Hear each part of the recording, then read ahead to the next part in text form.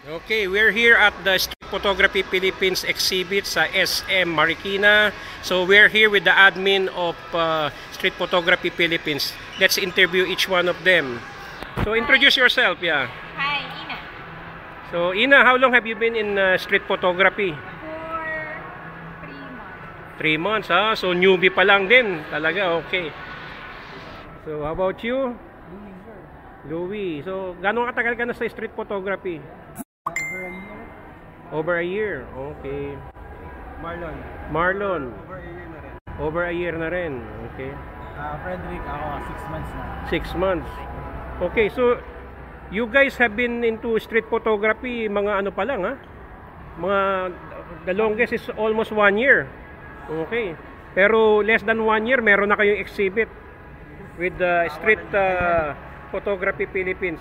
So sino makakapagsabi sa akin tungkol sa Street Photography Philippines? Well, Street Photography Philippines is an FB group. Okay. Started as an FB group, but then it grows with members over 500 people who shares same passion with street photography, learn the skills and disciplines, techniques. Then, and ano, hindi lang kami dito sa Pilipinas, meron din kami sa abroad. Yeah, we welcome all who wants to learn sa group namin. And parang hindi talaga group parang eskwela. Okay. So, for example, I'm a photographer, medyo interesado ako sa street photography. So, how can I join your group?